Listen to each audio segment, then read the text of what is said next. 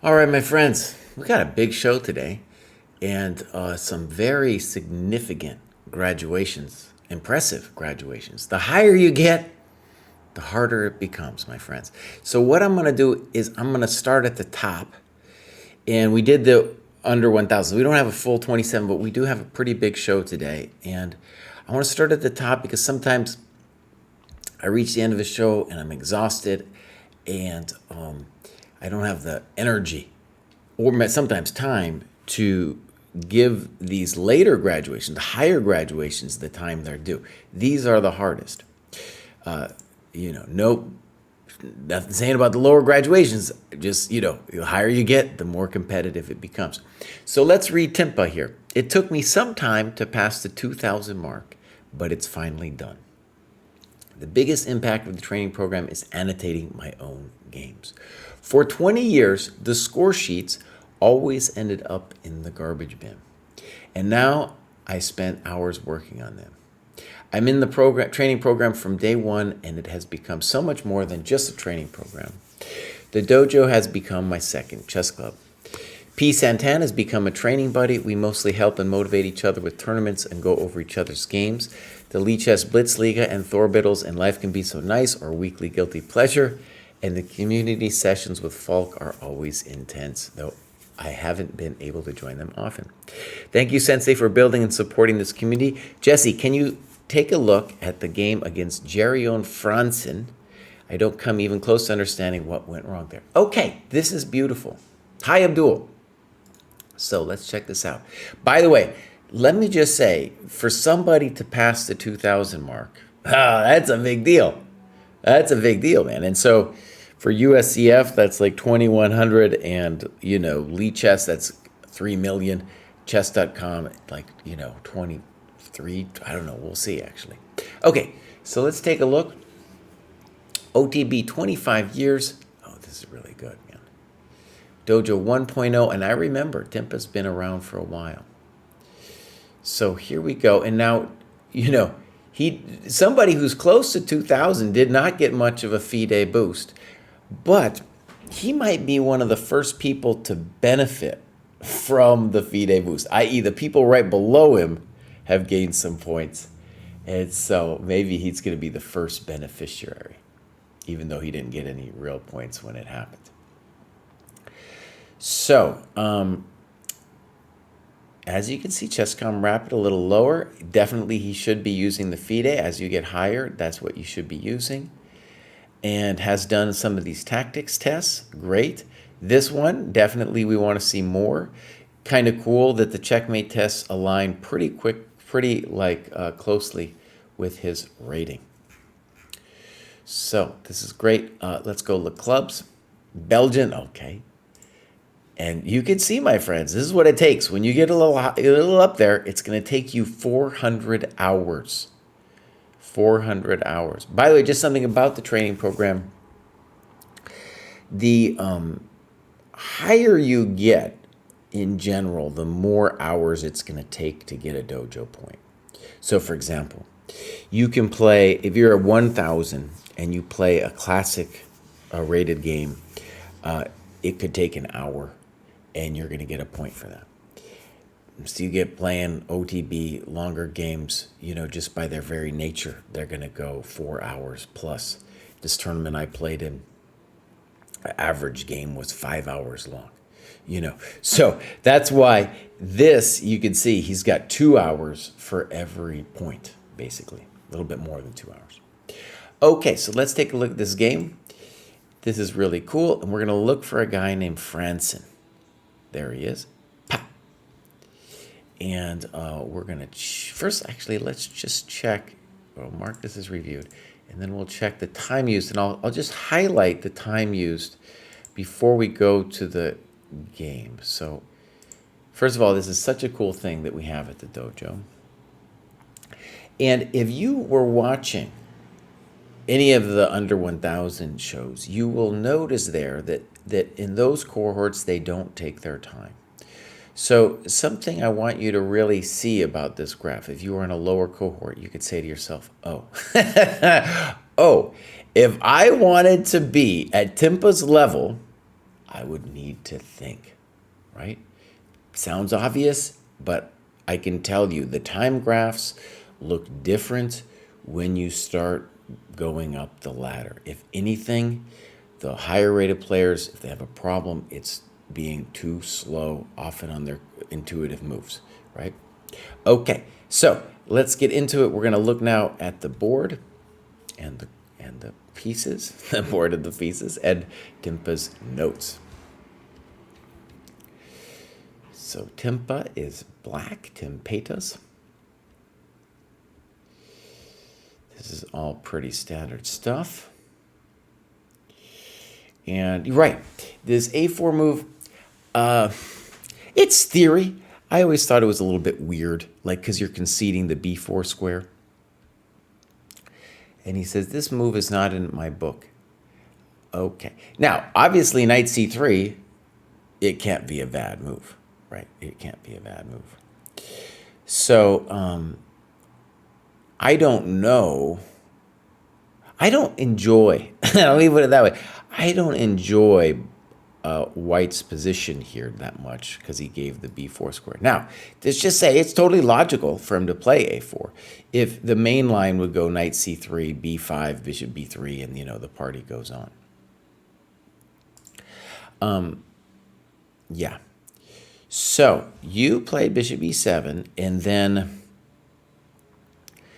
I think a big question would be the ambitious move maybe is to play CD first. But let's look at what you did. I don't think you should be afraid of DC, which is what happens here. Okay, so you decide to take this way. I think it's got to be playable. Okay, and he talks about his book. Now, let me say why I intuitively am not thrilled with this for White. If we go over here, let's do it right quick.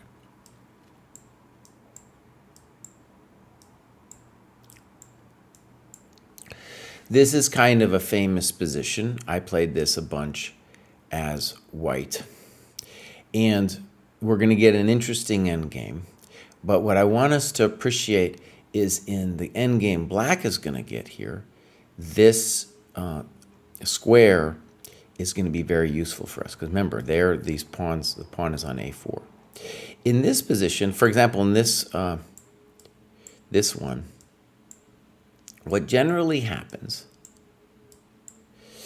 is, and there's a variety of moves for White, but the basic idea is now to push this bishop off of this diagonal and then try to give him a check. So we're trying to make the bishop uncomfortable and then the king uncomfortable. It's a whole process, my friends. But I just wanted to point that out because it's not going to happen in our position. Okay, so White gets ambitious and goes for it. In principle, I like it. And you talk about now knight G4. Okay. It's hard for me to believe that what you did is wrong. Okay, so king E7, E5, and now you analyze knight G4. That would be my first instinct. So bishop F4, and now you analyze F6.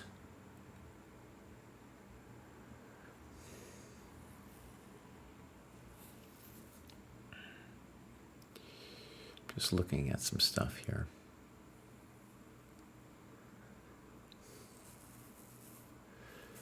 I don't know how to evaluate this. Knight D4 is also interesting.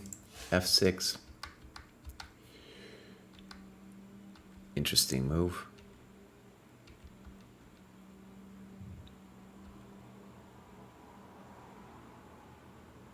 And then you say similar to the knight G4 line with the difference that White has no E pawn, making it easier for him to put pressure on the isolated pawns.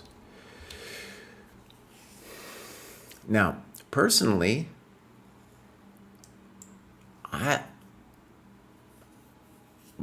I think I want to be black here. Okay? Am I certain? I don't know. But yeah, I enjoy these positions for black. As long as he can't really mess with you, then I want to do it. And I don't see him messing with you. Yeah. And if we're afraid of knight e2, which I don't think we are, but if we are afraid of knight e2, we can play rook f8 first, and that kind of sort of forces knight e4 to happen. And then we get this kind of thing, which we might end up getting in the other line anyway. Okay? So, now, are you okay after knight d7? I don't know, but it makes me nervous now. It makes me nervous because our pieces are cramped. Now, one thing we should say is you played knight d7 instantly. Here, that's what it... Oh, I take it back. I take it back. The thing on the right here where it says 0, that... It says 0 after every move, but we actually do have a time graph. So...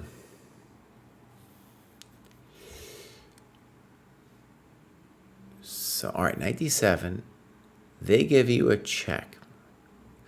Now, interesting question. Is that correct? Maybe not, because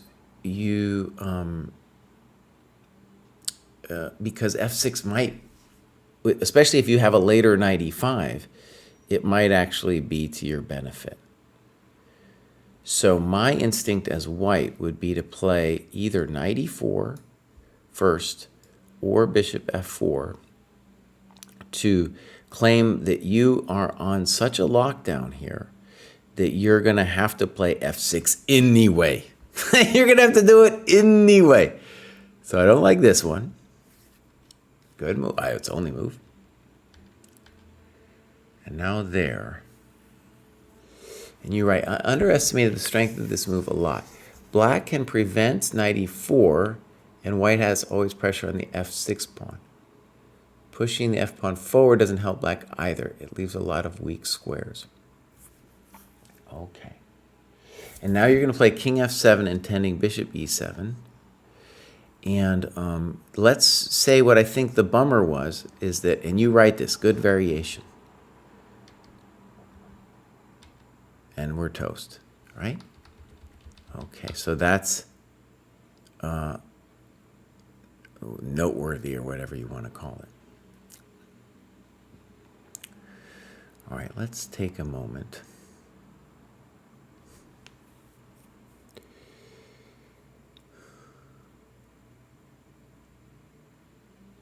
Okay, you talk about knight ce5. Let me just see if you have any other moves. Here, I just click and it'll show. Oh, you got a bunch. Nice.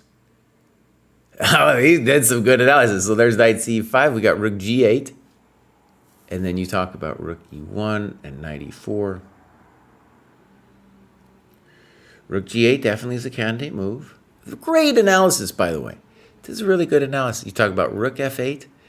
And let me just see if you... And knight d4. Good. And you write knight takes, bishop takes. Knight e4.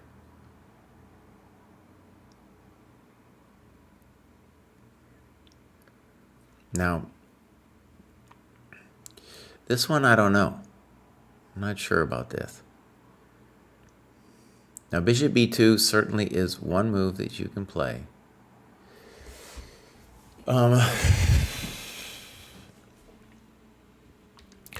I'm also concerned about the simplistic rook ad1, just because maybe the bishops are too strong when you take on c3. Now, let me just talk about the dynamic in this position. I think we should believe that we're going to hold this. I think. Because, let's just state the simple obvious thing. We have more, our king is a great defender over here. And we have more pieces dealing with the matter. Personally, I also think that this is probably more to the point, and then if he whacks us to play e5, right? This kind of thing. I'm not convinced we're worse. No idea. So, and Timfa says, don't worry, I'll end up taking on v2 later in the game.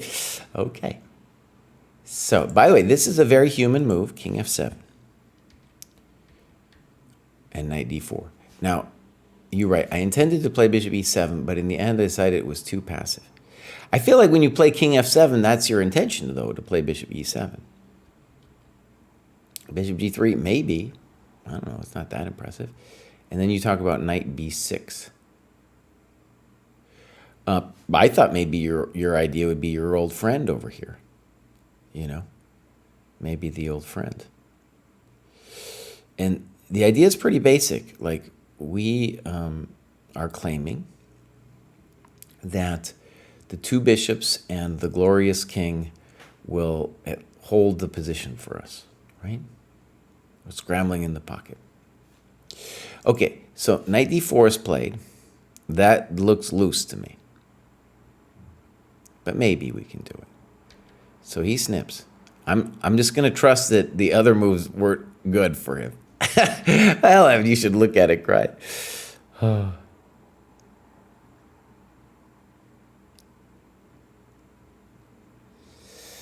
Okay. Knight c5 is a thought, but he takes. That's got to be good for him. Yeah, right. Now we're in trouble. Okay. Now, big moment for black. And you talk about bishop b2. Now, one thing that you often hear GMs say is they'll say, well, if I'm going to suffer, I want to at least grab a pawn. This one looks maybe suicidal, though. Yeah, it looks very unpleasant. I mean, it's just so unpleasant. Mm-hmm.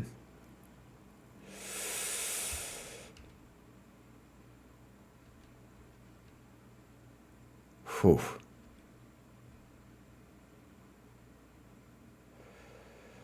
Now, that's an interesting variation you gave.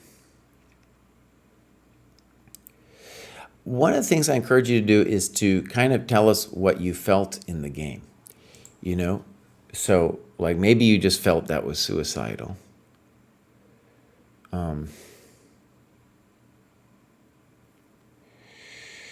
Here's a reason another reason I distrust it. Let's say he checks first. And now let's say you go back. Oh, no. Right, isn't minimum this position nasty for us? That looks nasty. That looks real nasty. Here he doesn't have to play a5. And if we go rook b8, he'll play knight a5. And I'm concerned. Yeah. Okay. It's not necessarily resignable. Oh, he might be able to play bishop a6. Maybe. But on this one, like maybe you could try to survive with this kind of thing. Maybe. Okay. So let's look at the game. Dude plays a5. And is this a necessary move for him to play a5? Do I understand this?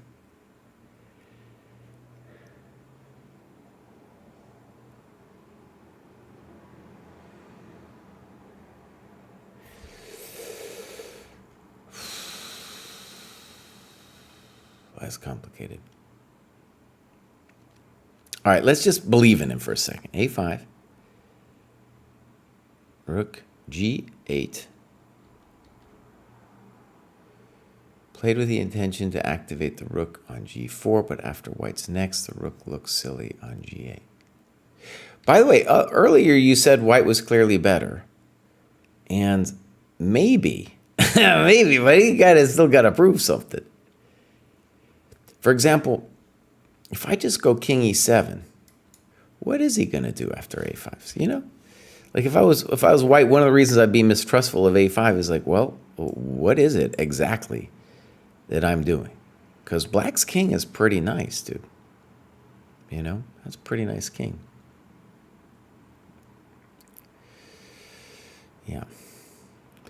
And I think kind of as happens in the game, what b6, we have Dimpa saying he wants to prevent knight b6 and so on. But this and this could potentially activate our business here. In any case, let's look at the game. So rook g8, f3 exclam, and now you play bishop b2.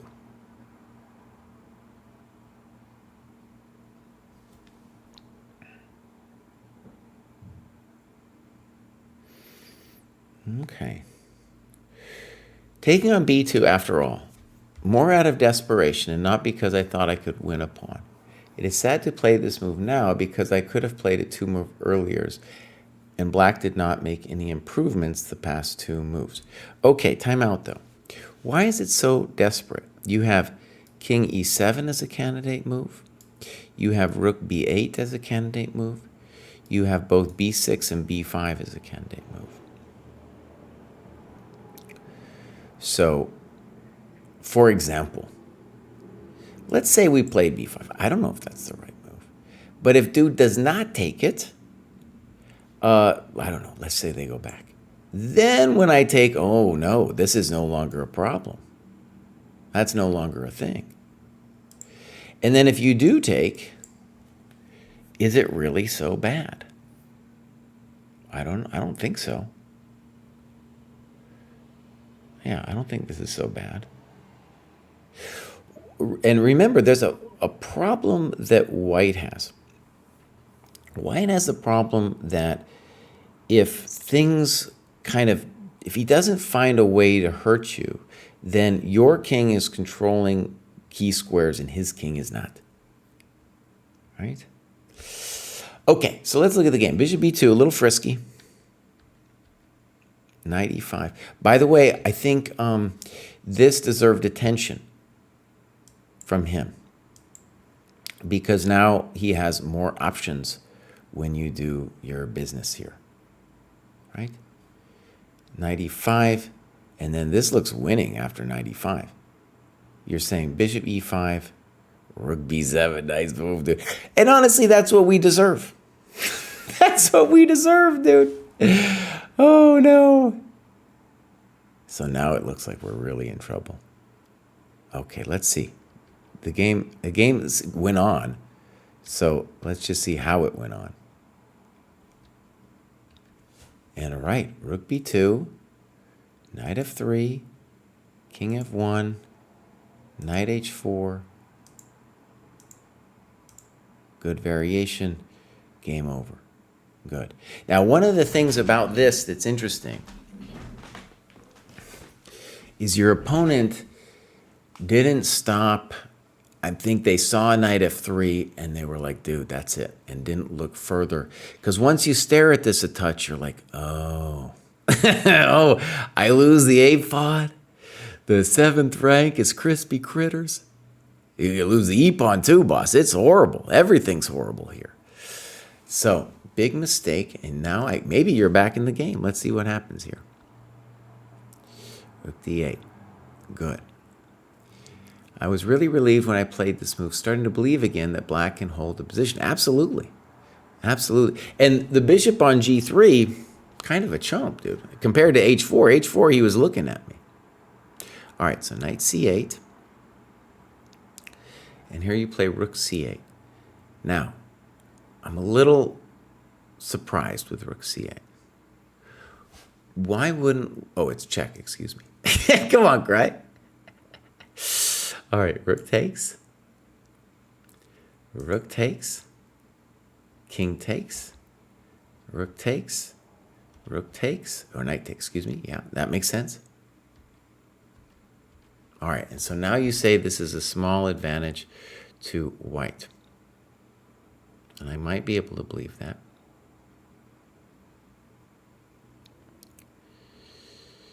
All right, a fascinating game. Check to the miserable king. Check to the miserable king. And we get him to do this. He's going for it. Frisky. Now you say rook to prevent rook h7. We know you mean actually rook a7. Okay.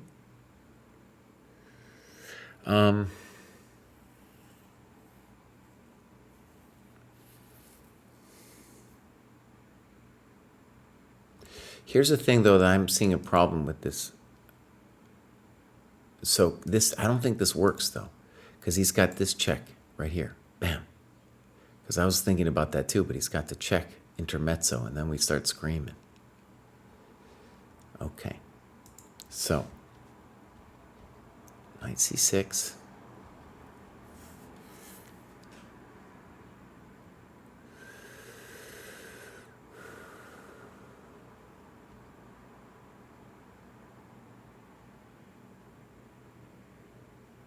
Now, from a GM perspective, I get it why we can maybe say that white has the advantage here, but on a practical level, I feel like one of the few things I can guarantee is that both sides will make mistakes and black will have chances here.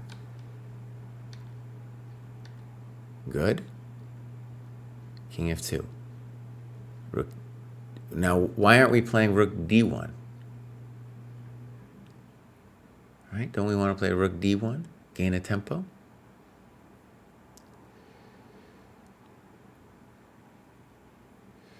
So I don't understand rook b1. Both sides are kind of getting into it, by the way. Let me just show the time graph. Here's our time graph. So we're at move 35. So what we're going to see now is that both players will start making lots of mistakes. So remember what I said about the evaluation of the position. In some ways, the objective evaluation doesn't matter that much. Right? People are going to make mistakes. Okay. Rook h4. And now, by the way, it's also mistakes of intuition. So what I mean by that is rook h4 is just a mistaken intuitive call. He's afraid of a4, right? Personally, my sense would be the critical move would be h4. And there the intention is just really obvious. If a4, only then do we do this. Only then. And I guess I'd rather be white in this position. Okay, so rook h4 looks incorrect. Now, you play king d7, good. Very passive. Now you should start saying to yourself, what you should actually say to yourself is, oh, okay, you know, I don't feel like I should lose this game. I feel like maybe I got a chance here. At the minimum in time pressure, a good move to just play. And here, I think the prudent thing to do is to give him another check. And then if he goes back, to make him think about, I don't know, it's hard to say. This is getting a little spicy.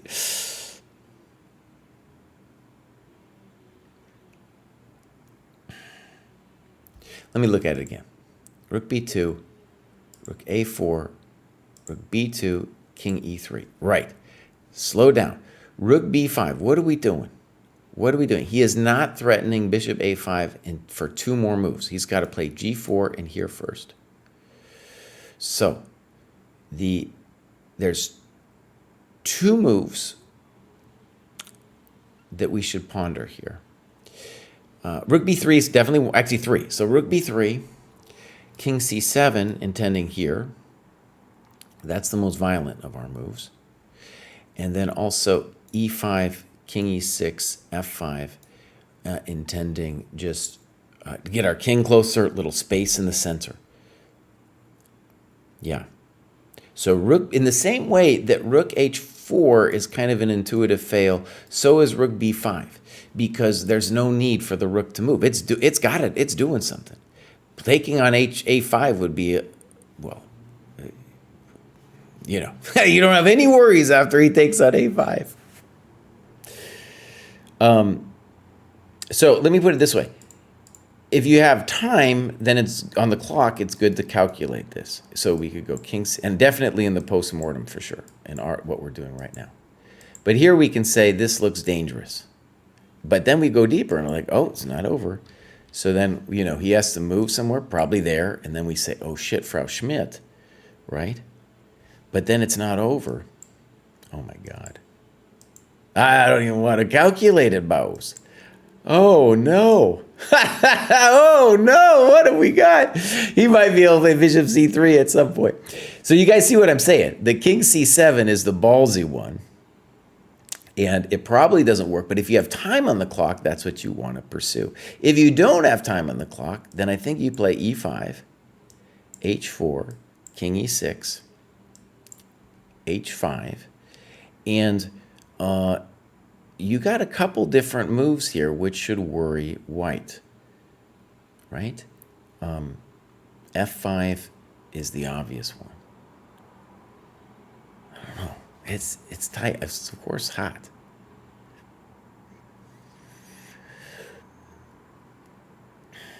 It's unclear who's better here.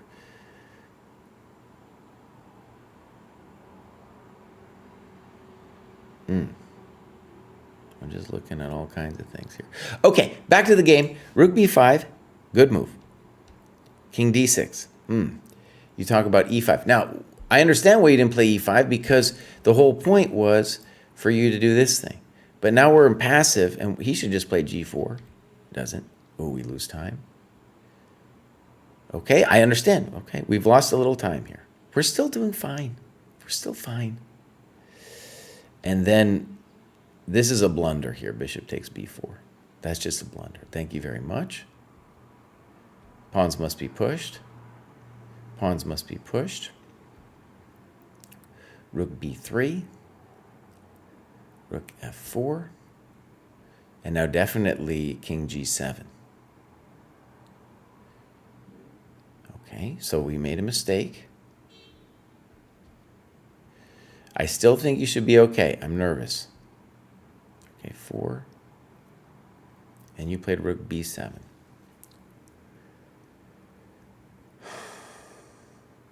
Now, by the way, if I'm going to, I think you did a great job annotating this thing. But rook b7, I'm sure you were in time pressure in the game. Actually, it says you got a little time left here. Let's see how I'll go towards the end. You still had 8 minutes here. So we got a couple problems. One is that if he solidifies and plays here, we have grief. And of course we're worried about this kind of grief.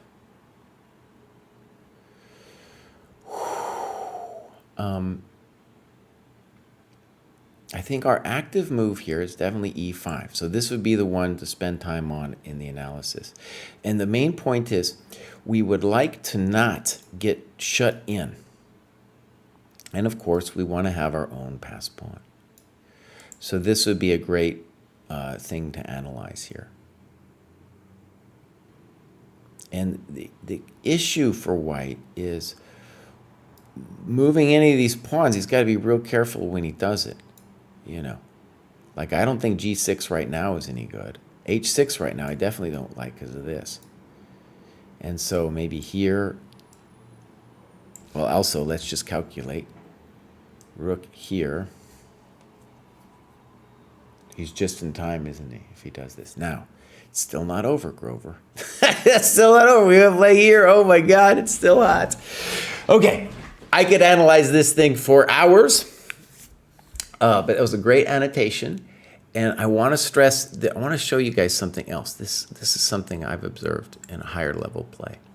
So if we go to the time graph, one thing that is very critical is this is a game I'm pretty certain that had a 30-second increment. I could be corrected on that, but it looks like a 30-second increment because the time isn't going down at the end.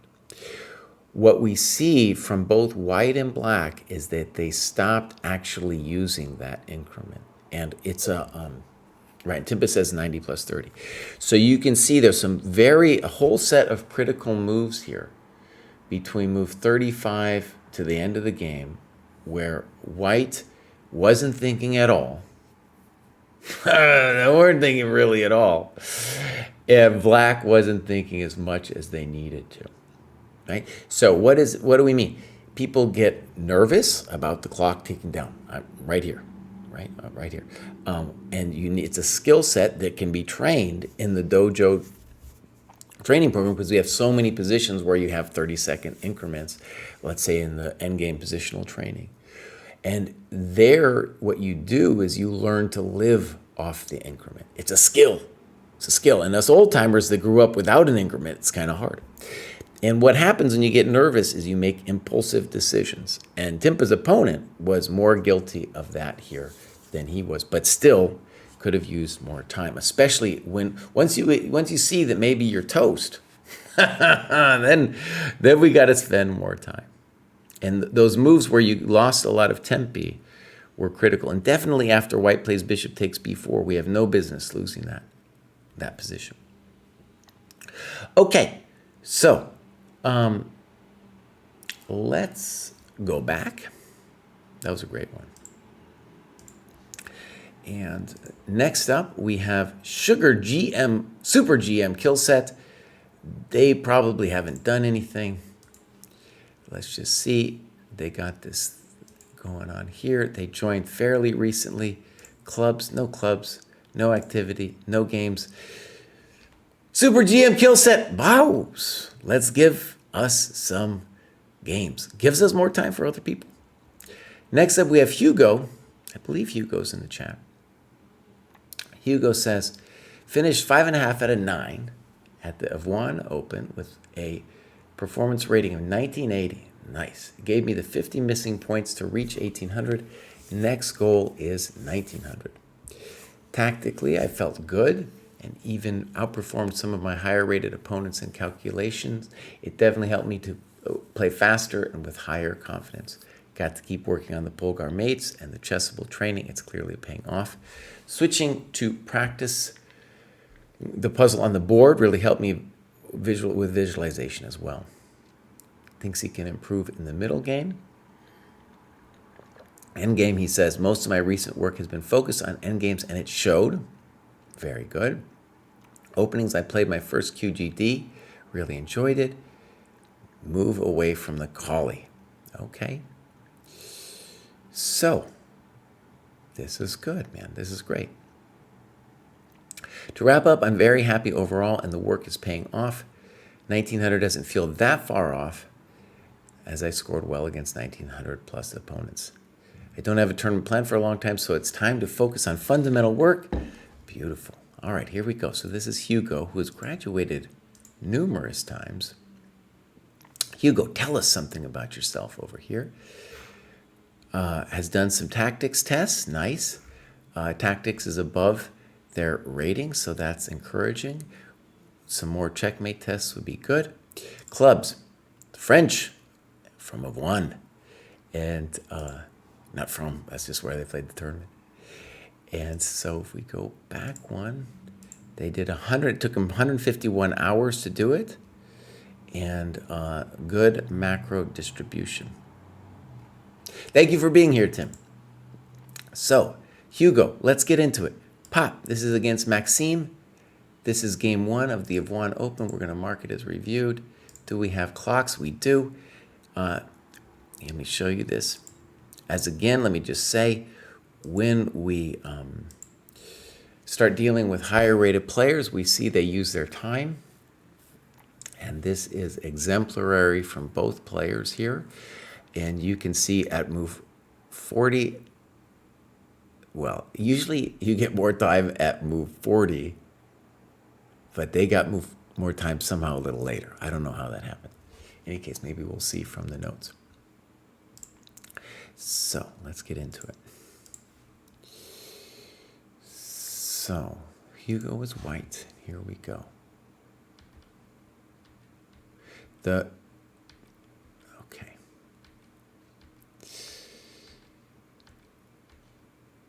All standard so far. E5, a little funky. Right. Probably playable. Good move. Now, one of the things about this position is that black has just played some moves, and You have got a great opening position. Let's talk obvious facts. You are up 2 tempi. 2, right? And the knight on c6 is dominated. So, not a pleasant position for black. You played h3, and that doesn't feel right to me. Your move of queen c2 seemed pretty reasonable. You write queen c2, bishop g4, and you talk about knight f6 and knight d2. Maybe that move, that looks pretty annoying too. Maybe you can take on e4, I don't know. In any case, h3, notice what happened here is that you have a beautiful advantage in tempo. And what's going to happen here is we're going to lose it. You talk about queen e2. And I might be able to get behind queen e2 as well. Rook e1 is also not dumb. The intention here would be on rook e1 or queen e2 is that on bishop g4 you just play h3. And you say if he takes, I have the light squares. And if he doesn't take, you go here and you're like, oh, you've got a problem, boss. You know. And I'm doing pretty good in this position. So you're up 2 tempi, and you want to exploit that tempi advantage, and now we just lost one. Okay? So black should be fine after this mistake. h6. They're not, see, they don't understand time. They don't get it. They don't get it. Queen e2, good move. Bishop e6. Okay. Now, you got a couple good moves. What do you do? Rook d1. Now, rook d1 maybe, but in general, think about it. Now, when you play rook d1, this rook's like, what are you doing to me, buddy? Where am I supposed to go? So, the moves that come to mind for me would be rook e1, knight g3, and the frisky move is really b4, because it just comes with a simple threat of dislodging this knight. Right? Yeah. By the way, when you play the Kali, remember that you are doing a reverse Slav kind of thing. So, for example, a Slav idea might be, and then we follow it up with c4. We could maybe play c4 immediately, but you see what I mean? And this way, both of the rooks get to come in here. You don't have to play that way, but I just want you to see mostly that this rook is pissed off at you now.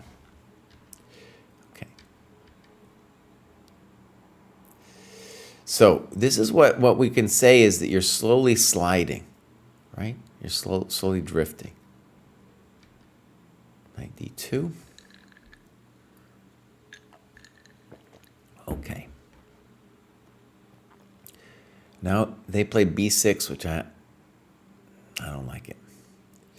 I would definitely think that bishop e7 intending f5 is the big question. You know, what's going to happen there when he starts the roller? b6, poor. I'm not sure about this yet.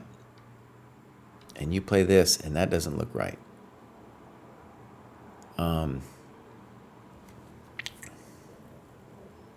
you say, I need to prevent f5. And he plays knight d8. Makes sense. Notice, this knight is the poor piece. And so we should be naturally thinking, oh, right, well, this dude's got to improve himself. Now, the other question here as well that we should at least analyze to some extent is knight d4. I don't know. We should analyze it, though. You know, I don't know what's happening, man. I don't know. I don't know. Couldn't tell you. Superficially, I like black, though. Okay, so knight d8. In both of these cases, black is ridding himself of his bad knight. And now c4 you like. Interesting. Yeah, I like the knight c3 idea. He's going to get knight d4 as well. So, you know, he plays rook a c8.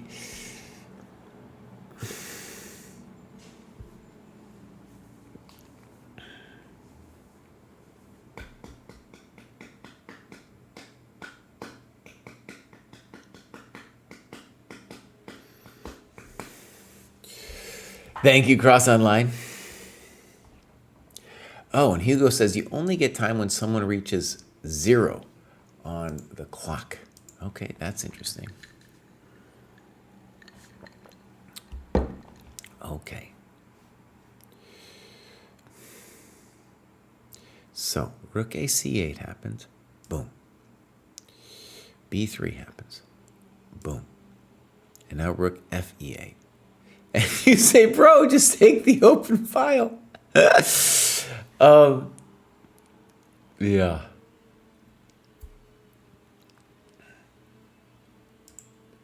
Okay, so yeah. Now, what happened? Black drifted. After we drifted, now black drifted. And then I'm assuming he missed all kinds. He's maybe banking on rook d4, bishop f6. It looks like knight b5 takes d4 is also a good move.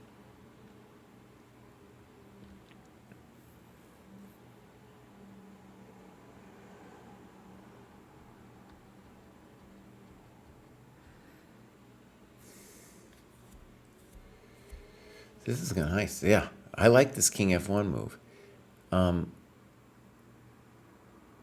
So maybe a variation to include would be something like rook d4, bishop, rook, and then you could black can claim compensation now for his problems.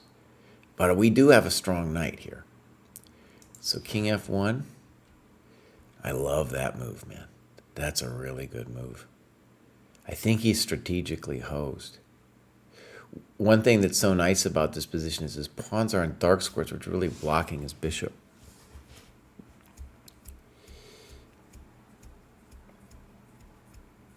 Now you give it an interesting variation here, man. D3, and you just have cojones of steel with rook takes e2. That's what we call cojones of steel. Because you're like, oh, it's going to fall. Could be true. Could be true. It's going to, making me nervous. But yeah, it's probably true. Okay. So he goes back. Snip, snop. Rook d1. And you write rook e1. I didn't want to go rook e1 because of rook e6. And you feel you've lost your advantage here. I'm going to say no way. This is definitely what I would have wanted. And the point is we don't have to take on e6. A real simpleton thing we could do, for example, is f3, and then next move we play rook e4. And then after rook e4, we bring in we just go steal that coconut, man. we're in the coconut business over here at the dojo. Yeah. Okay, so the danger with rook d1 is he finds some way to creatively give up the pawn and play with the rook and bishop. I will say, though, this does look good. King f8, f3, good. He would need, if he's black, he should think forever here and try to come up with something.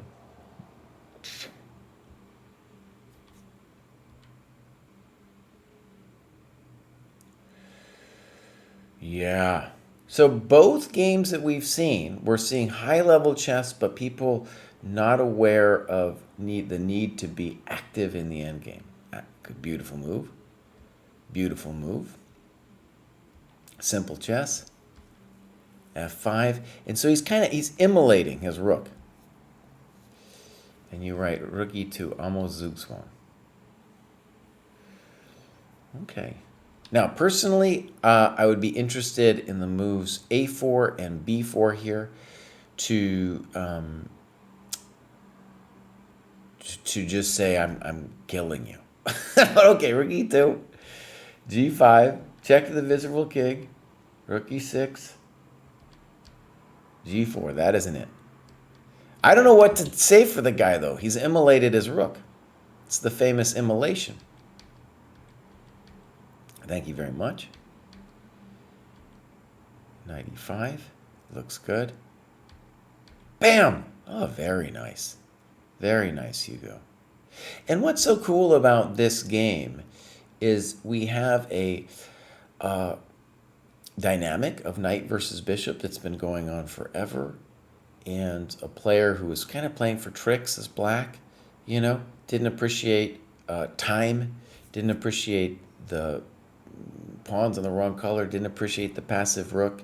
And so although this is a seemingly tactical solution, they had this coming the whole way. Yeah.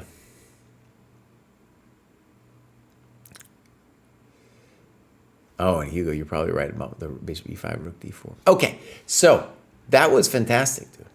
That was absolutely beautiful. And wait, but why isn't it over now? Okay, I'm going to stop here. It shouldn't last this much longer. Why did it last so long? It's time to give up. Okay. All right, that was great. Let's move on to the next one. So, next up is Gaspard. Gaspard says, graduating even though my tournament performance is going to officially dump me back into 17-18. Appreciate the dojo community and seeing my newsfeed where others have logged in their work, which encourages me to work as well. What is clear to me now is if I do not put in the work, I get complacent and results start to fall behind. Thankful to the dojo program for making me read all these books on my shelves. They've made me a better player. Nice. And Gaspard has graduated once before, which at this high heights is very impressive. 1811. Maybe he's going to drop back in a second, you know. But they've got 1811. We want to see some tactics tests and stuff. No stress. Okay, and now 659 hour total. 271 hours to make this happen. Beautiful. And let's see if we got a game here. So this is Michael Sue as white. Let's take a look. Market is reviewed. No time graph not available. So I'm going to change. Oh, I'm sorry. I was in the wrong window. See, this is the problem of having too many windows. In any case, let's go to this game.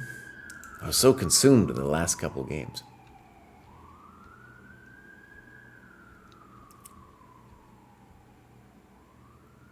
Oh, that's clever. Okay. Now, bishop at b5, f5, excuse me. And you said check to the miserable king, knight f3, e6, castles, bishop e7. Now, my recollection of this position was that bishop b4 was the challenging move. Threatening bishop takes c3 and a general Tausch Machina. But in any case, bishop e7, and you talk about knight e5 or queen e2 here.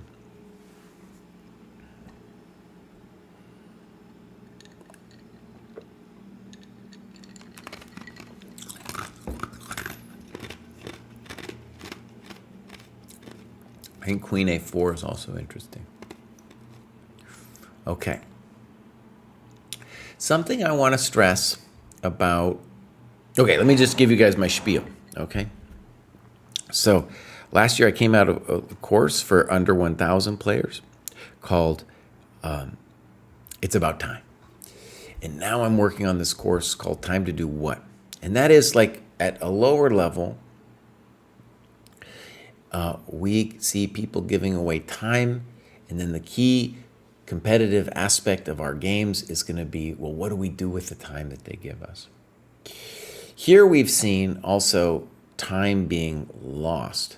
And h3 isn't horrendous. You're not going to get worse, but you are allowing black, I think, to equalize. Castles, and this is also a loss of tempo. Because, right, there's no hurry. Now, he has an interesting choice. I think b takes c6 is a mistake. You say queen c6, knight e5, white's better. I don't know why. You know, let's say we go here.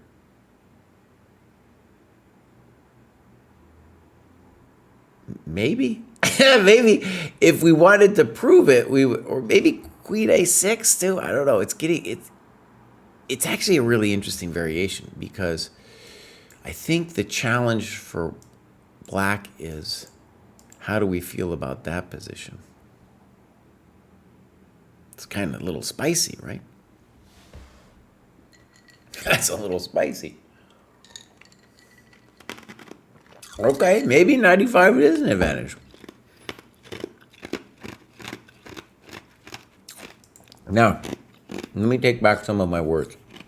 Bishop z6 definitely doesn't look right to me. However, it does seem like maybe you do have some juice after queen c6. So that's interesting. In that way, it's at least an interesting move. Because now you have knight a4, good. And we're at least talking to him here. b3, what are we doing? What are we doing, b3? Why are we playing b3? Oh, no. Yeah, to me, rook c1 is kind of automatic.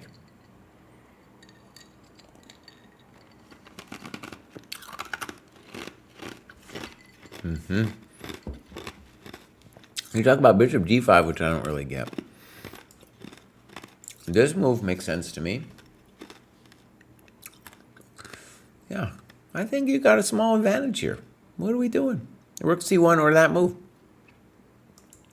This move not only loses time, but like maybe he's going to bishop a... We're giving him some tasty coconut squares over there. Knight d7, good move, simple. Rook c1, can they play c5? I think so. He does that first. Messes with you. And you go for it. Holy moly. Actually, look, he's already crushing you. So actually, interestingly, what I said about the a3 square, I didn't even know how it was going to happen, right? I was just consumed with the strategic thought of c5. And then, right, all of a sudden, I think you got to play rook a1. Now, rook a1, bishop d3. In fact, he doesn't even need to be so fancy about it. He could... No. Wait a second. Yeah. Boom. Rook c3. I guess you got to play rook a1. And it's nasty, no question. But here, you're going to lose some coconut, right? Is this true? Wait a second, Kraai. Wait a second. You say rook c1, bishop d3. Yeah, good. Okay, so now we're toast. So we got to put a question mark next to rook c3 then.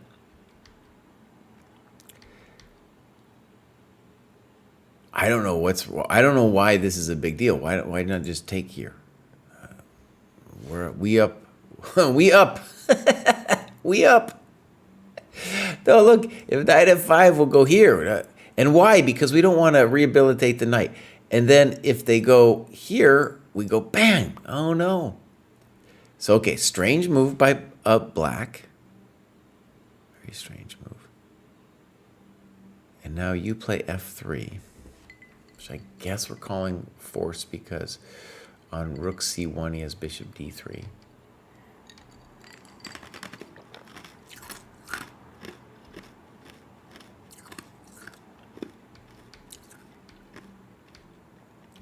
Okay. Our position is completely lost. But maybe they'll give us some chances. Maybe f5. Personally, I guess I'd be into knight f3. Knight f3 again, right? This is kind of the go for broke philosophy here. We're just gonna go for it now, buddy. We're just gonna throw everything at him.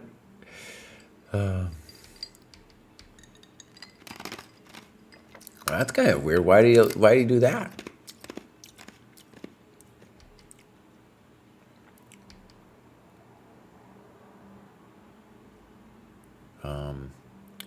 Now that's frisky.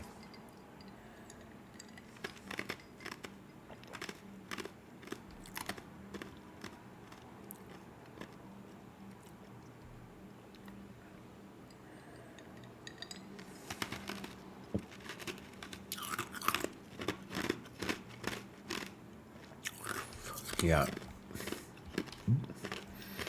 Well, to my mind, a double question mark is like when the valuation of the position changes dramatically.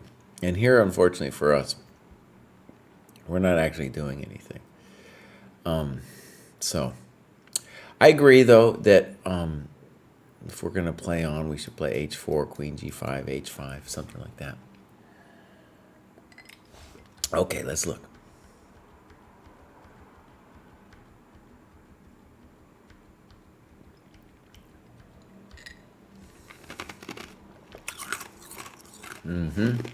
Okay. So, a couple of things. It would be great to know the time circumstances here. And this game, the negative trend line starts with h3, and it's about time, losing time. And even here, I feel like you're doing fine. But this one really loses a lot of time. And then knight d7, it's losing time and not being aware of this pattern, pretty common pattern. And let me just say that when you steal, give up your bishop to, what are you doing? You're playing to mess with this square, right? So it's like a surgical operation on the square. And like I said, the reason I didn't even look at bishop a3, I was like, well, doesn't he have c5? Because if he achieves c5, that's it. So we have to start looking at, like, to what extent am I messing with him here? And you kind of are.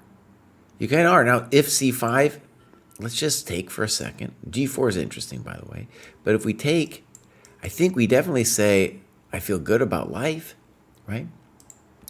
And then, you know, maybe they play h6 because they're worried about g4. Might be something I'd think about. Well, then we play rook c1, give them something to think about, you know? Yeah. Okay, so good game, good annotations. Boom. Next up, we have pawn pusher. Let's go over here, pawn pusher. Pawn pusher is flying up there. Joined kind of recently. Hasn't done any tactics tests. Have they got games? No, I had a feeling. A lot of times people join and haven't done anything yet, but we're hoping to see some games from pawn pusher soon. So, Pei Hempt has graduated numerous times. Let's give Pei Hempt a follow. And joined a little over a year ago. Hasn't done any tactics tests. European and French. Maybe not logging too much here. One of the things, let me stress this, I say this every time, it makes the show a little easier for me, but the people in the lower cohorts are better at annotating their games, and my strong sense of this is that it's really two things, but the main one is players who are at this level have already invested so much of their identity in chess that if they haven't gotten to analyze their games yet, gotten to the stage where they felt they needed to, or in the habit of doing it, then the problem is it's soul-crushing to them far more than it is to an 800 player to start analyzing their games, right? And I can promise you, I've seen it in so many IMs. Oh my gosh, the world is littered with IMs who will never make it because they don't look at their games seriously. All right, so next up, we have Zoe. Zoe might be a similar case. So Zoe is in Holland. This is a cool thing that we got, that we have the Holland rating now being one of the ones that you can use. Only plays OTB, good. We want to see Zoe do some tactics tests. And I have a feeling Zoe has not done any games. Similar thing, my friends. Similar thing. Next up, we have Quack. And Quack says, okay, let's try this. It seems to me that my rating grows steadily with the occasional hiccup when I struggle with some new concept. I need to spend more time on game reviews. They always feel useful, but I also feel some resistance to doing them, and it is easy to not find time. One should think I was 9 years old, not 49. He's a boomer GM. I need opening study to keep the interest. That's a very telling thing. We see so many players at this level. They're like, I need openings to keep me going. Because of that, I changed back to playing English for this season. Maybe I'll go back to aggressive after Christmas, but for now it is time for a cup of tea. That's funny. I do make an effort to up the end game and middle game content. Okay, so Quack and people like you, I get it. The openings are fun, and if you want to be an opening expert, that's your thing, then think of it that way, but don't think of it as improving your chess. All right, Quack, here we go. Let's take a look. Quack's second graduation, 75. 75. Nice. By an alcoholized drug addict. That could explain things. Okay. Fascinating. All right. So, tactics tests and game tests has done some. Clearly, we need more. That would show progress. By the way, thank you for our crew for giving me these dots. They help me instantly see what's going on. It could be, too, the person takes a test and is like a little discouraged, maybe with, it could be discouraged. By the way, when we get older, Quack, we gotta be on the tactics on a daily level. Forget the openings. If you want it, if that game review stuff is too hard for you, Bows, it is time to be doing some daily tactics. That is true for us old guys. We really need it. Out of Norway, brilliantly. Say hi to Magnus for him. Tell him I think he should be playing for the World Championship. That's what I want you to... When you see him out there on the streets, Quack, that's the message that I want you to give him from me. Okay, so we're going to get back this one. And he did 312 hours of work over here. Lots of non-dojo time. Let's see what it was. Blitz and Chessable reviews. Look at all this stuff, man. Dang, doing a lot of stuff. Lots of opening work, as he admitted to. Let's see if we got a game. This is Eric versus Quack. And, let me just say, I apologize again. I was supposed to have a different layout. I just kind of, I get so obsessed with the game review that I leave it on. Now, I want to show something first before we get into the game. Look at this beautiful time graph. So 130 plus 30, and we'll see how much we like it or not like it, but it is a great time graph. People under 1,000, look at this time graph. If you want to say to yourself, why am I not getting better? Why are these people better than me? They take their time. All right, here we go. So, here we go. A good game. All right, let's go. Quack is black. Beautiful stuff so far.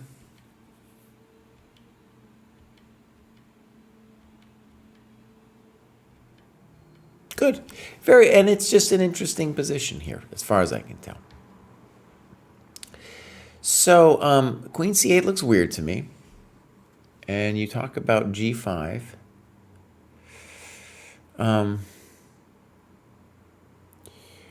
going to say I don't understand Queen C8. Put it that way.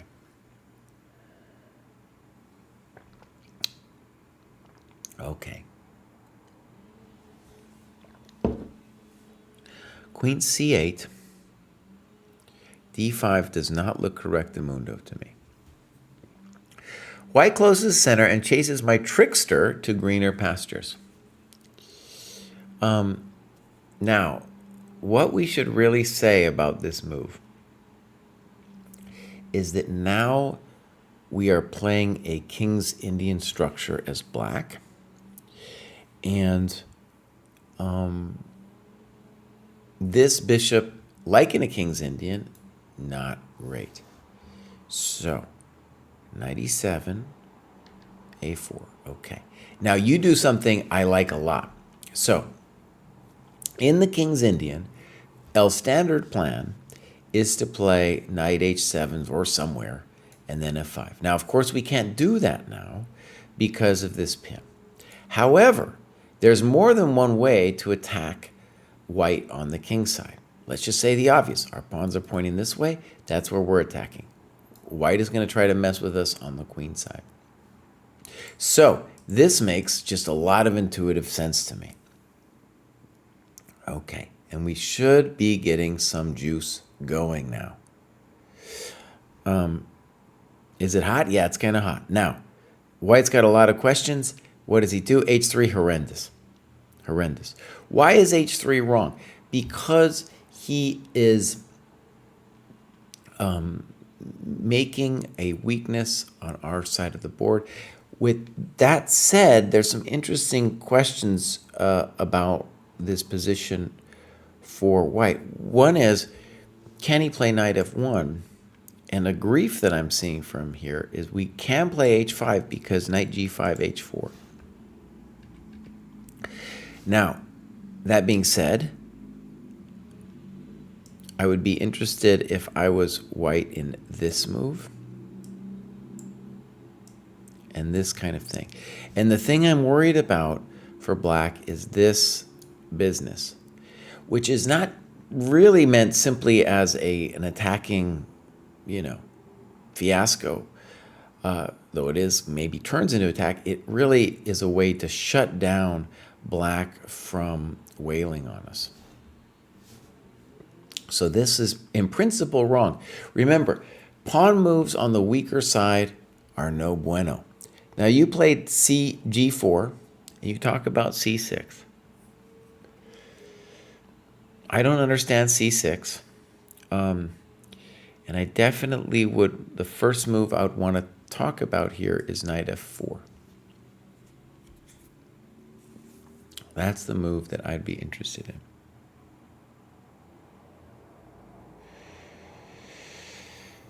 Yeah, let's continue actually a move. I still think that's the scary thing for me. I don't know.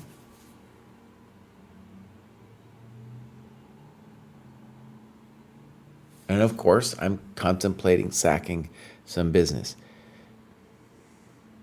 Do I know? I don't know. I don't know. I don't know. It's going to be hot though. I do know that.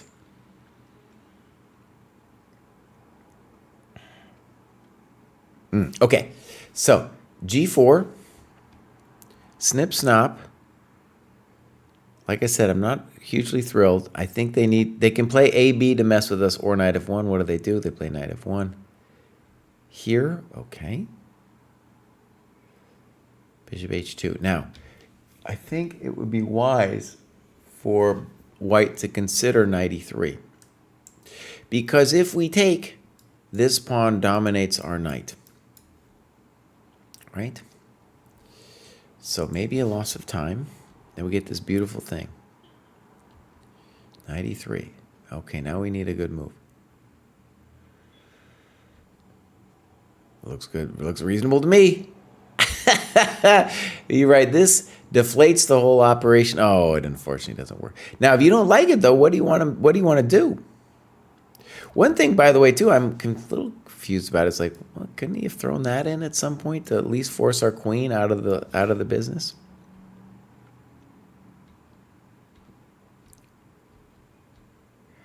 I don't know if this was, see, you don't like it, but I still think you're doing okay. And his next move does not impress me at all. I don't like his next move at all. Now, I'm not entirely sure what he should do, but this ain't it. I'll tell you one thing right now. That's one of the worst moves we've seen at the dojo. Because look what happens, buddy. Good recapture. Oh, what did he just do? He turned you into a monster. Oh, no. Now you're better. So look, when we analyze, like first we want to say, is there something better than knight h4? And if there's a problem, it's in this position. We'd have to ask ourselves, well, what can white do something nasty to us? Or can he just do something better than what he did? Right? And this wasn't it. That wasn't it. Simple and strong. You might have other moves, but that one's simple and strong. That wasn't it. Queen f6. Okay, maybe. I don't understand why. I don't know about queen f6. I think we should strongly consider rook fb8. This will force him to take, or, we're playing b4. Also, maybe even more interesting is b4 immediately. And on takes, the spicy move is rook here. That's the spicy move. Now, does it work? I don't know. We want to look at it, but to me, it looks like it's working. We're going to, like, queen, let's say b3. I mean, first of all, it's nice playing with fire, boss. I got bishop d4 and stuff. So one thing I want to stress is when he made this cardinal sin, he gave us the dark squares. And oh boy, howdy. We're working them now. So the main feature of b4 is not just to get the rook involved, but to expand the scope of our dark square control. Okay. I don't understand that move. Good move. I think he needs to play AB. That wasn't it. Play b4, Baus. Oh, no. Now, here, you're definitely guilty of moving too fast. Because, actually, maybe you did spend a lot of time on this king f8 move. I'm just looking at the time graph, though, and it's b4. Of course we're playing b4 here. What are we doing? We got a clear advantage after b4. He needs to shut this thing down. b4. Might be a good move.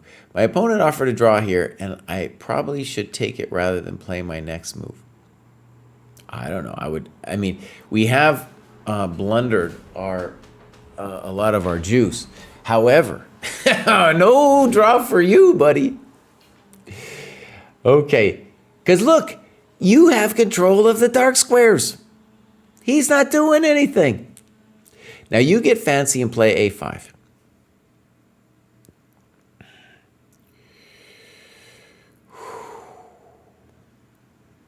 I believe in a5 personally.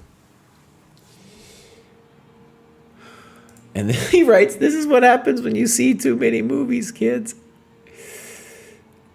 No, I believe in this move. Okay, ab5. Why aren't we playing? Okay, so wait a second. You did this move. And if this is going to work out for us,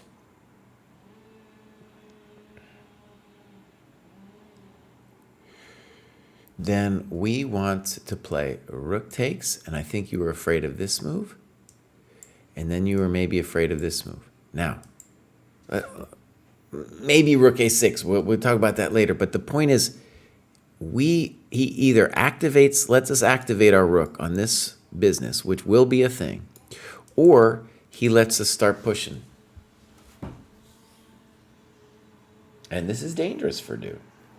This is very dangerous. For example, c4. Bam! I'm going to put my bishop here. I'm going to push.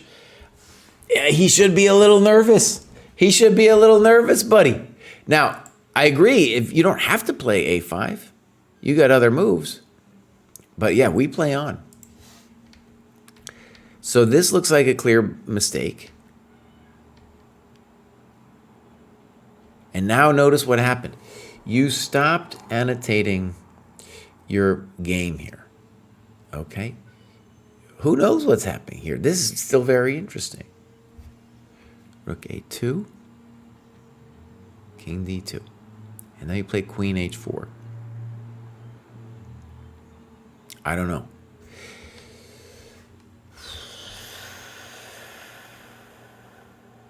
I guess our fundamental issue is if we play rook a8, we're worried about b6. Maybe rightly so.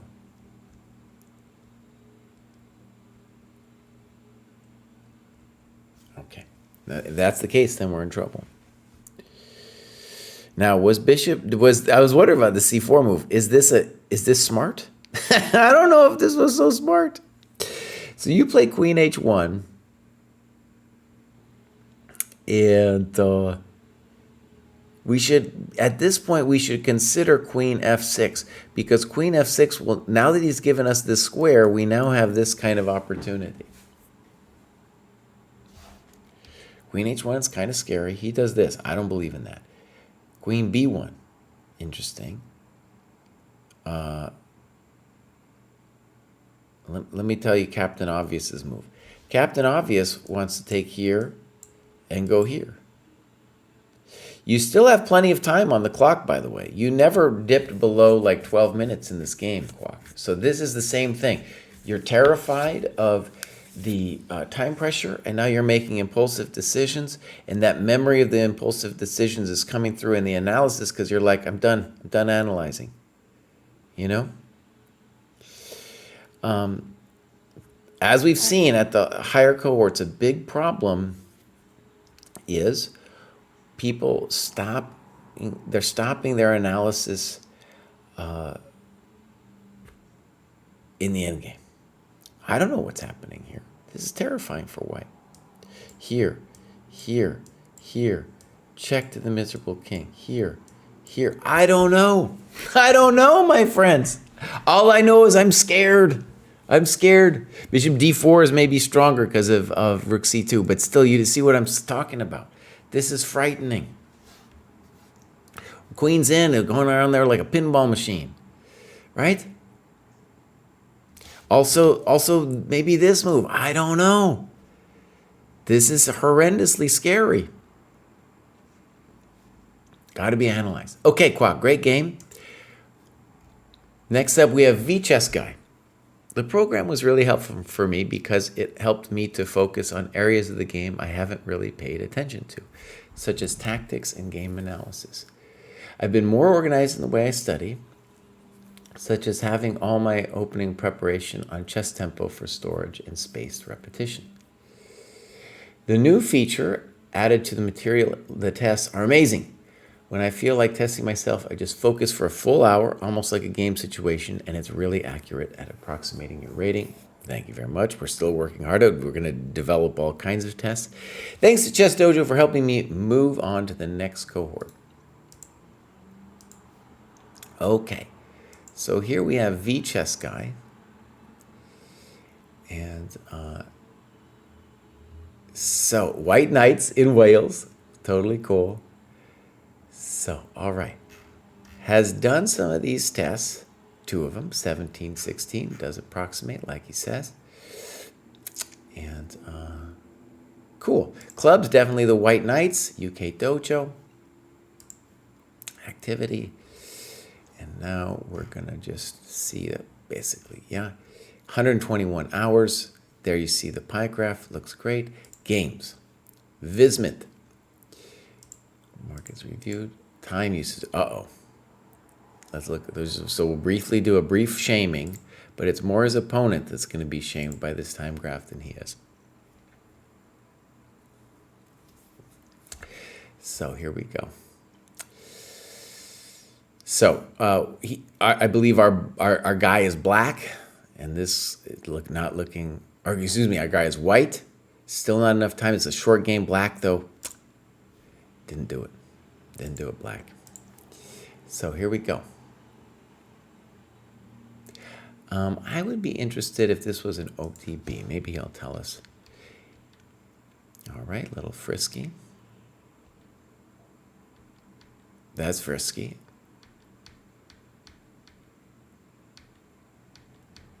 Wow, okay. So apparently this is something dude knows. It's an interesting position. I don't know why we wouldn't play knight e2 there. That doesn't make any sense. So just on a principled level, right, the bishop's already out. There's no need to be making another pawn move for the bishop.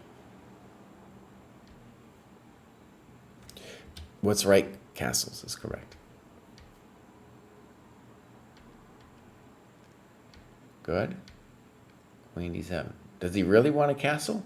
Does he really want to do it, buddy? Okay. You play b4. Interesting move.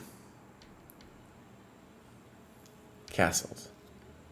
And then, bam. Oh, baby. White wins by resignation. Yep. Well, that's what he gets. Now, I think it would be interesting for us to just think about this position. And this is a position where it would be hard to play, at least for me, this position, because we have control over the black pieces, but it's not entirely clear what we should do. Right?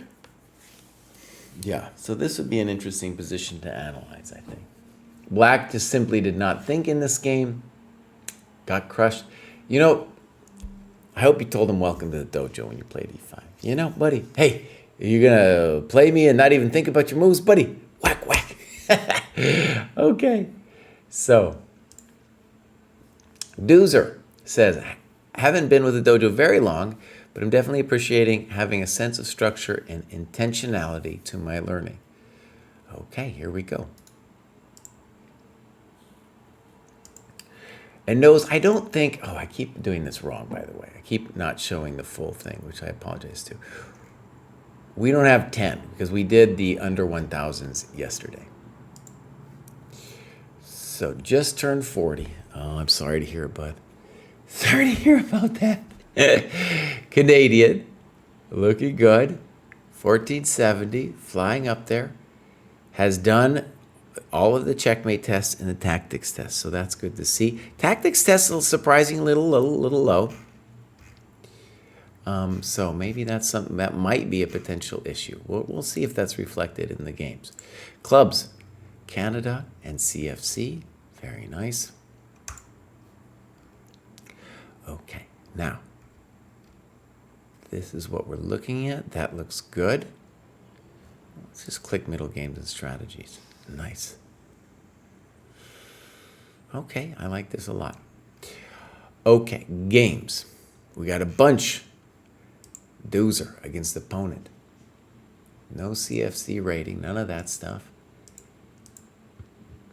And Doozer, we're going to show the time graph.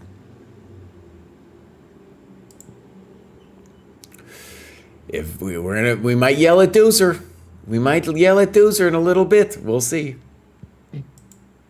In order for this time graph, in order for us not to yell at him, he has to be completely winning by move 30. Otherwise, if he's not, then what we're going to probably see is that he's done. His system 2 is done. He's cashed out. You know, he's just living on the resin at the bottom of the bowl. You know, it's just impulsive decisions. Here we go.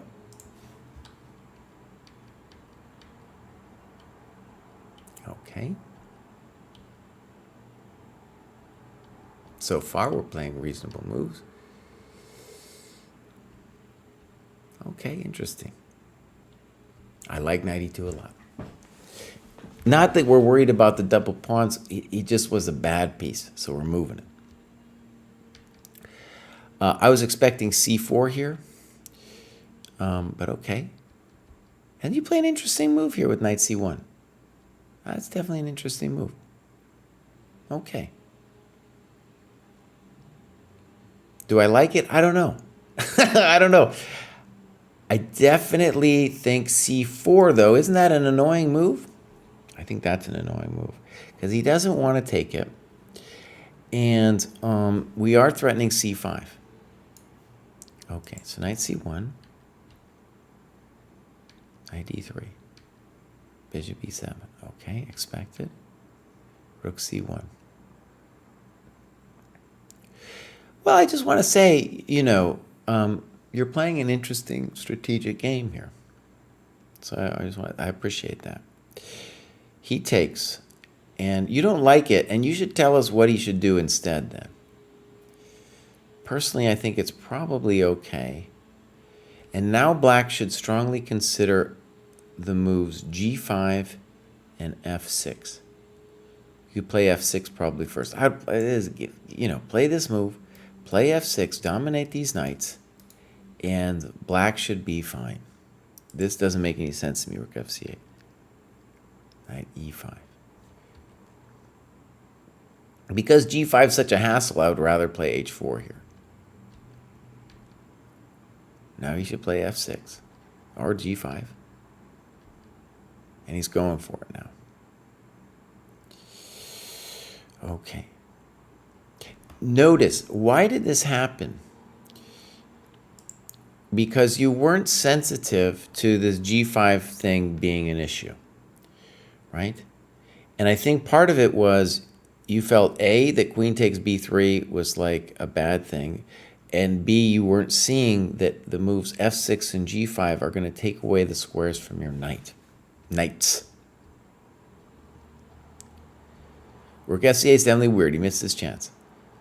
But here we still missed it ourselves, and he's going to be playing G5 finally. H5. F6 is also a move, of course.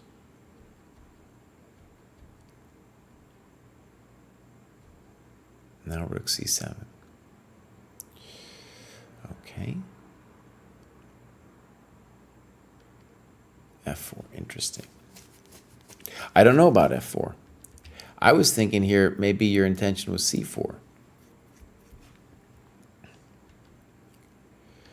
Right? Now, black needs to be a little clever. Okay. Passive. Why aren't we playing C4? I don't understand. Okay. Rook A8. Now, Rook A8 is a sign that black doesn't have a sense of what to do. And black is definitely spending more time than we are on the clock. So, do I know what black should do? No, I don't know yet. But King F7, King G6 can't be bad. What does Rook A8 do? I don't know. So if we had our king on G7, for example, this wouldn't be a thing. Okay. Oh, that's maybe suspect. And now you switch the attack. Good. Suspect. Now we bring the other rook over. Good. And he's got himself into a nasty pin. And now he definitely needs to take back. Okay. Something I want to stress. You gotta analyze out when he plays a move like King G7. We gotta analyze out what we think black should have done and what the eval is. It's very hard for me to say how this is gonna go. I think if he's gonna take, he has to take with the rooks, right? So we're gonna get because if he takes with the pawn, we can play B4. We can play Rook A4 followed by B4. So he's got to do it this way. And then the question is, what do we feel about this situation? I don't know. Just intuitively, I would think that black is okay, but given the weaknesses of the pawns, I can't be 100%. Okay, mistake. Looks strong. You talk also about A6, but this looks good. And you play Rook A5. Very nice move. Yeah. And my sense here is that you are absolutely winning. And it's just so critical that your rook is behind the passed pawn and his rook is passive. Oh, gosh. Submarine Mike. This, we knew this was going to happen. And I was like talking forever up there, dude. I gave a whole spiel, man. I gave a whole spiel. Well, son of a mother, you know this was going to happen. We need a way that you can ping me. It makes a noise, It's got to make a noise. If it doesn't make a noise, I'm just going to be talking forever. Thank you, Cross Online. Well, this is a real bummer. I've said so many wise words about this here. So many wise words. But as you can see, he is winning this thing now. That wasn't it. King E2. I definitely think A6 is totally winning. I'm sure this is winning too. Ooh, now I don't like it as much. Why did we allow... Okay, so this is a big problem. We allowed the black king to come and be the blockader. So notice in this position, King F7, that it's all about the activity of the business, okay? the business, if that makes any sense. So you talk about a6. Let's see this, your variation.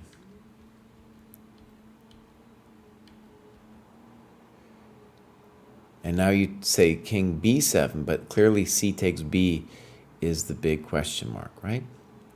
I do think you are winning this, though, with the assumption that rook a7 is going to lose to rook f7.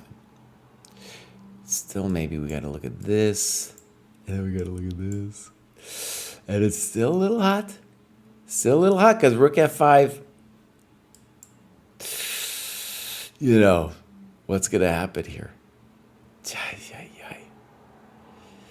Probably winning. We're just saying it's a little hot. Okay, good. So this doesn't look right. Remember, the activity in the endgame is not just, you know, symbolic activity, but the black king wants to blockade that rook. Good. And then now you got him. You talk about king b7. Definitely king b7. Good move. Good move. Yeah, check to the miserable king. Simple chess. Oh, we can massage him a little bit. He's toast. Beautiful. Sorry, kid. Check to the miserable king. Yep, okay. That was a good annotation. I'm sorry I blew it. I'm sorry I blew it. It's not going to be the first time. Oh, man. Sorry, son of a mother, I know. If Doozer had sympathy with me, I guess he could, you know, rewatch it and be like, okay, I understand what he's saying. You know, we have his own board up. Sorry about that. Vivian, here we go. And I am going to get my scenes correct the mundo here. Look at this. Look at this. Finally correct the mundo. And Vivian, ECF, graduated numerous times. And this is looking great. Has done some tactics and endgame tests. Checkmate tests. Definitely need some help. Definitely need some help on the checkmate test. Okay. Clubs. Nope. Activity. We got some. Games. No games. Vivian. We need some games. Next up, we have Mr. Fear. Mr. Fear says, I've not had a lot of time to invest in the program this year, but I'm still trying to focus whatever time I have to play long games at my club and the game analysis. Trying to finish up some of the books I bought for Dojo 2.0 and couldn't resist picking up the new Murray Chandler book in Dojo 3 because of how much I loved How to Beat Your Dad in the original program. Currently at $13.99 USCF after my latest rated tournament. And then he's got a game for us.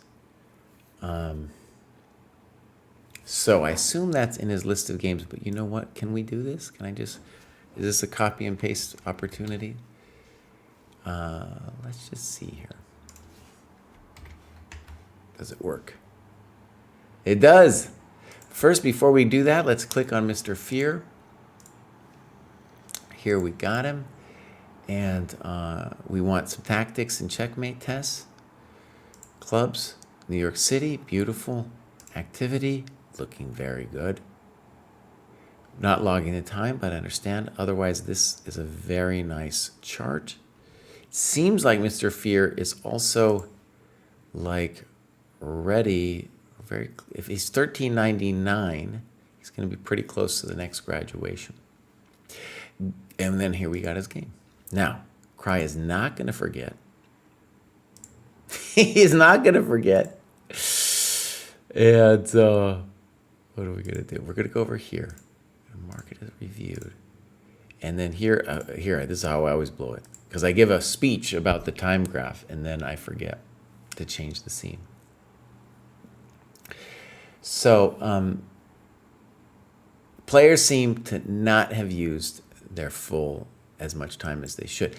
The general theory is, as I walk from the highest rated players to the lower, we're going to see more people not using their time. All right, so Mr. Fear is playing up. Let's take a look.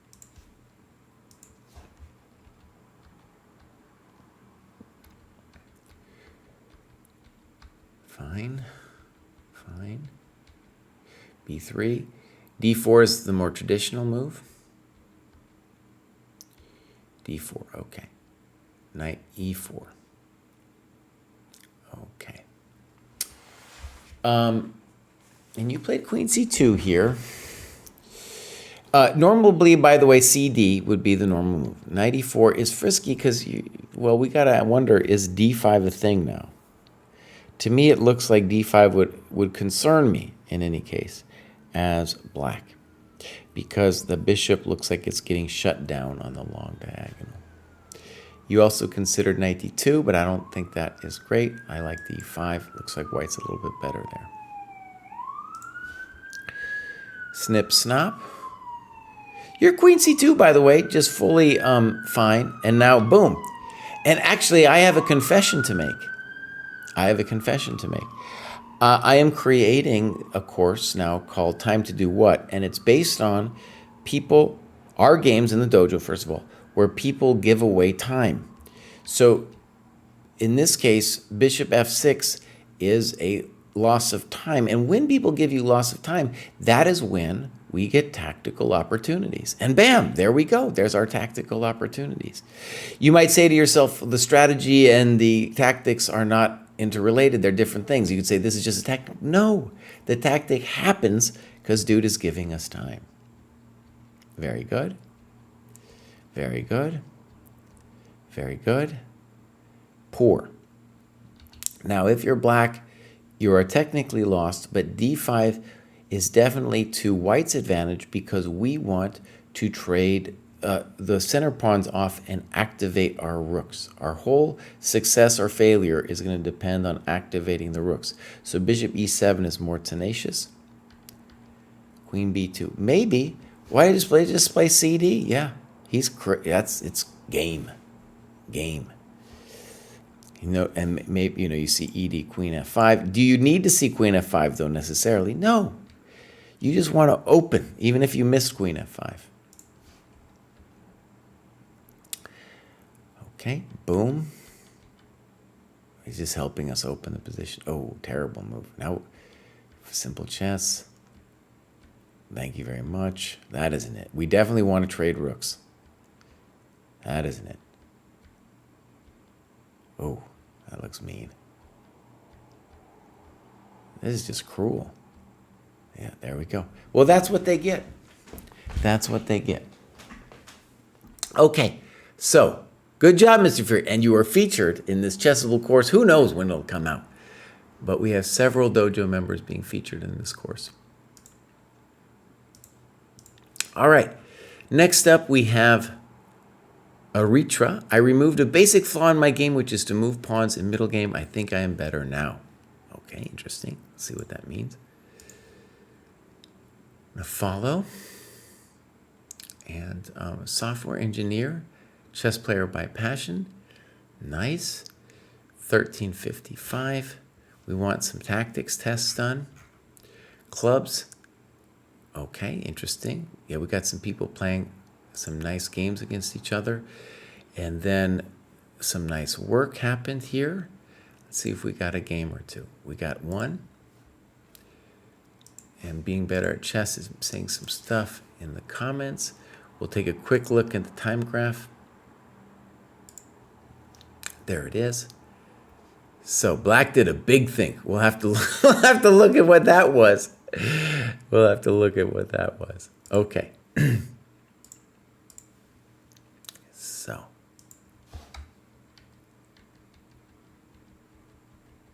Okay. Weird, right? Giving away time. Oh, you know what? I looked at this game too recently. And I did not like rook g1. And what should we do? Listen, this is very important actually for you to understand for your opening. Whenever you play f4, okay, the only way to really rationalize this move, f4, is to say to yourself, the point of this move is, or the dream of this move, is that later, when I castle, my rook will be activated. That's the only main point. Chess openings are about opening the files, lines for our pieces. So here, it should be a no-brainer. We take it, and we play castle, and the guy's in deep doo-doo. Deep doo-doo. Because look at this. Look at this business here. Yeah, we're killing. So terrible move, rook g1. Now we can't castle. Oh, no.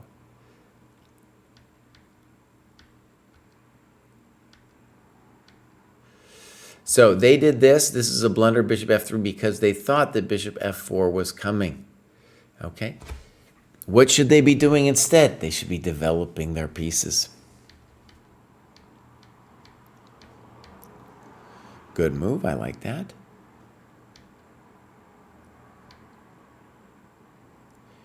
Okay, to create breathing space for the queen. Good. So black just lost the full tempo there. You like queen d3 better. I understand queen b2. d2, rather. So look, what is black doing? Black is losing time. They're not even thinking about their pieces. They're just consumed with time. Losing it. They're consumed with basic, let me rephrase, please. They're consumed with little basic niggling superficial threats instead of thinking about how to fix their dudes. Good move. Frisky. Queen d3. Now, one thing we can take from a player who played earlier is they fixed their knight. So one move we should consider is knight c1, d3. And we're doing great. Got to fix this guy, though. He's not doing nothing. Okay, we're trying to open. Good, I like that. We finally got a rook out. No trade for you, buddy. I agree. We're hunting as king now. a4. Now that's a little frisky, isn't it? What are we doing? That's our king. What did that king ever do to you? A real natural move would be bishop c1 followed by knight f4.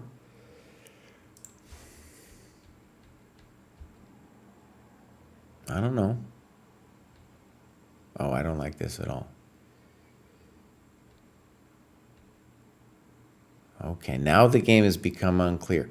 Notice that the bishop on b2 isn't doing anything. We unnecessarily move the pawns in front of our king. He gets greedy. Check to the miserable king. Knight h5. Queen g6. Fun.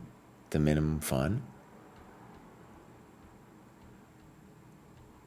Oh, that was exciting. Check to the miserable king. And if this isn't winning, queen d2 is, but this looks winning, doesn't it? Oh, this is miserable. Unable to find any tactics. Okay, so you still, I get it, this is a 15-minute game. So, by the way, as we get lower in the cohorts, the games get faster, right? An engine is showing king b1, okay. And there's no mates, bud? There's no mates in this position? All right, here we go. It's fine. We're fine. Opponent offered the game to me here. Yes, he did. There we go. That's what they deserve. I hope you told them welcome to the dojo. Now, what move was it over here? The guy really tanked on move 12. So in this position, he lost his mind. Maybe he just went out for a bathroom break. I don't know. Okay, so well done. And next up, we have Hyperion. It says this isn't really a graduation, just changing my used rating system from USCF to Elite Chess Classical.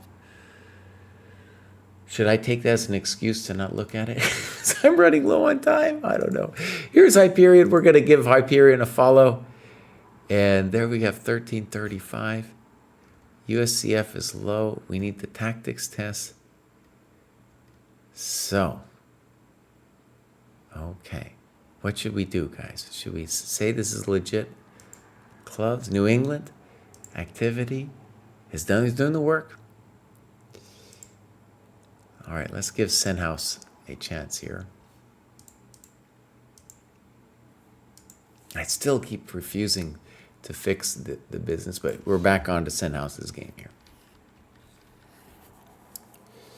Bishop f5, good move. Normally we go queen b3, c4, and then queen c1, but it's much to our advantage as black to have the pawn still on c5. Ooh, but see, you lost the tempo there. Chess is about tempo. What's the right move? e6 followed by rook c8.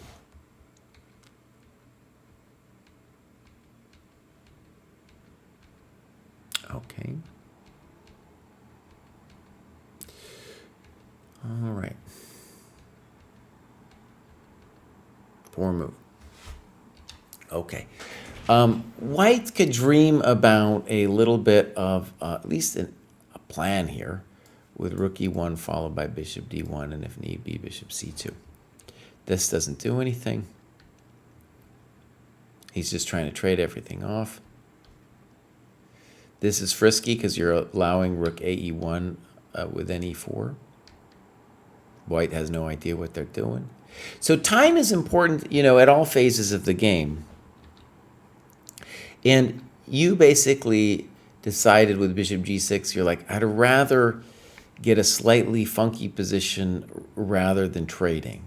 So on bishop g6, definitely this move, you know, and then followed by e4, and then white's a little bit better, right? And so that's why this, you know, by the way, it's not just going to be some simple draw. No, you're going to play some b5, and you're going to push over here, and things are going to happen. So poor, a6, loss of time, doesn't do anything. That was bad.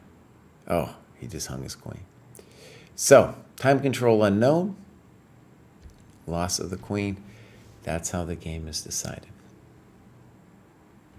Okay, so next up we have Pfeiffer. And Pfeiffer doesn't say anything, but tell us something, Pfeiffer. Tell us something. Ready to graduate again, at least on Elite Chess. Has done some tactics and checkmate tests. Good. Activity. Doing the work. Good job. And now we got a game here. So, my mark is reviewed. And I still didn't change the business. Kraai, can you fix it, buddy? All right, so this game is kind of a quicker game. It ends in 21 moves, so I'm not going to say anything about the time graph. Good moves, good moves. Little strange, but okay. It's a developing move. Knight b3. I spent a good deal of time on this move. Ultimately decided I didn't want to give black the battery after queen c6. On the other hand, knight c6 takes one of black's few developed pieces. Now, the main reason knight c6 is correct is because you are saving time, right? You are saving time. And then, you know, can ponder this position for a second. It's kind of nice for you. It's interesting, right? Now the knight is a little bit off. King h1, okay. f4, spicy. Now, this is a positional mistake because you're going to be giving away the e5 square. That's the problem. You talk about bishop e7. I think queen h5 should be our default move here. f4.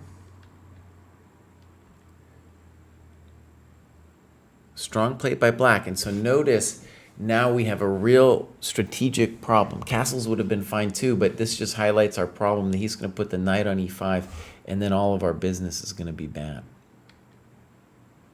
Good move. We need to do something with that knight.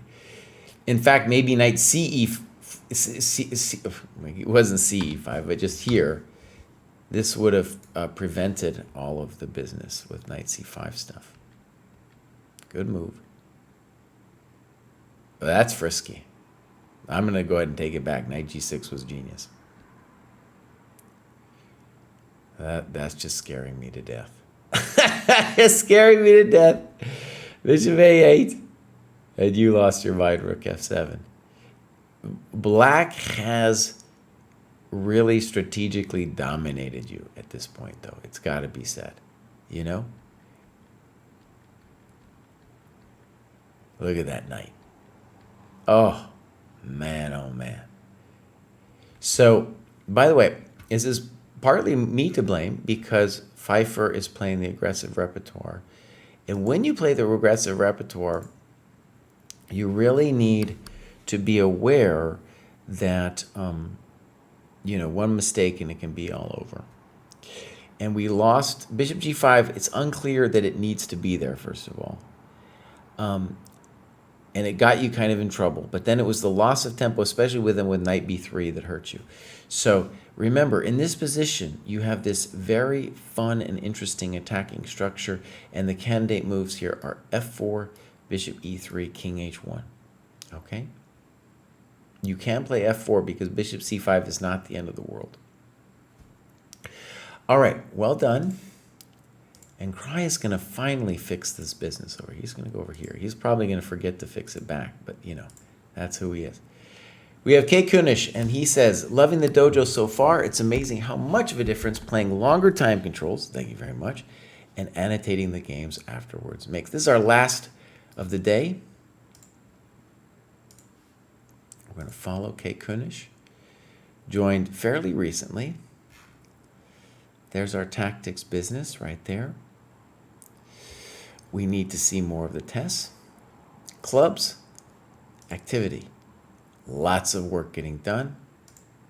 And we've got lots of games too. And I remember Kay Kunish because I've looked at some of their games. So let's click. Whoa. Now Kay Kunish is black, and I'm going to show you guys something interesting. Check out this time graph, dude. You're playing somebody online, and they're just, why do they agree to a 30-minute game? I hope to sweet baby Jesus that we won this game convincingly, because that's the punishment that these people deserve when they don't think. Okay, Kraai, you need to remember to change it back.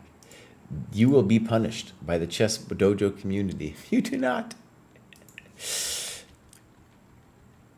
All right, little funky, weird. So what's wrong with e5? You're giving white this square in the diagonal here. By the way, knight f6 would be the correct move here. Knight f6. Poor. You're going to have to play d6 anyway. A little funky, but okay. Frisky. Allowing queen g7. The safe move, of course, is just to take the queen.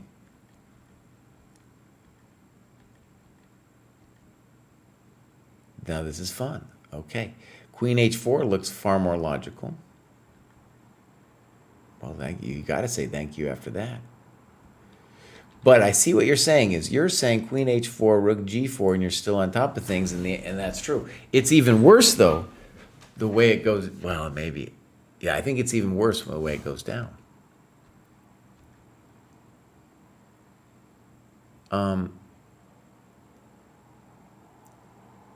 Okay, knight f2 looks also pretty good.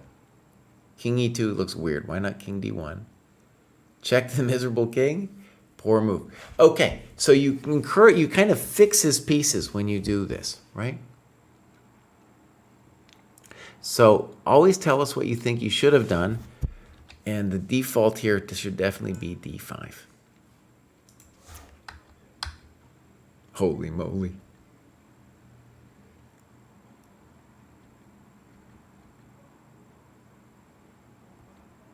Wow. f5. Notice how F5 is only there to protect the knight, whereas D5 would have helped us more. It would have been a little bit simpler. That's a frisky move. I like that. And you play rook G6, maybe necessary. G3, knight D4. I like it, at least on principle. That's too much. Oh my gosh, it's getting frisky. Can we just say, White, don't you think this position? Let's just have a conversation, White. Mad Queen, don't you think this was the time to maybe think about what was going on? I don't know. This is too complicated for me. Check to the miserable queen. Check. And now it's crispy critters. Okay, my friends, that was a long show. I'm a little exhausted. So, I am traveling next week, but I am hoping to do it. I'll be on my little laptop. You know, we'll see how it goes.